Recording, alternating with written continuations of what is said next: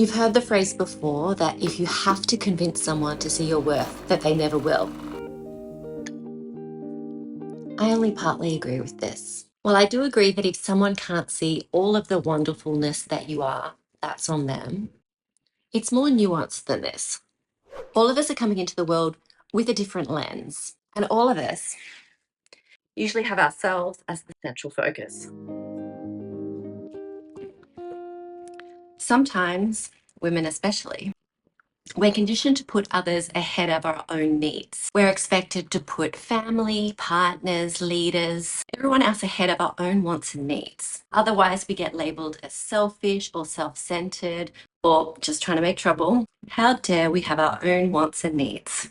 So instead of believing in ourselves, in our own self-worth, we start searching for it in others, in partners, in friend groups, in social circles, anything that we can feel worthy. So this comes back to, if we can't see our own worth and we're searching for it in somebody else or something else because we want that validation, where does that leave us? I'm sure you can already see the problem here. And that's not that you don't have worth, it's that you're looking for it in somebody else. Relying on that external validation for someone, for a group to tell us that we're worthy, it's always going to leave you disappointed.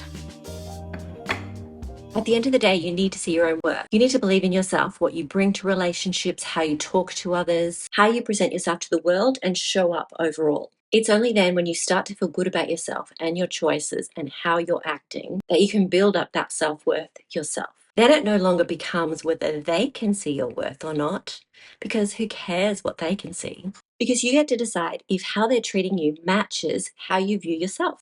And then, my darling, you get to act accordingly. This all comes down to, again, building up that self-esteem and confidence. You cannot convince anyone of anything. They need to make up their own minds. If you've ever tried to argue with someone over anything at all, even if you know you're right, even if you present them with actual facts, you know what a waste of time it is.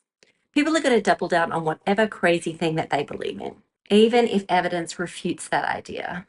Feelings to many people are more important than facts. But when it comes to something subjective, like if a painting is beautiful or if you have worth, this is when the lines get blurred. Because the only thing someone does have to go on is their feelings. And people are allowed to feel different things. They're allowed to feel differently about anything and have an opinion on that.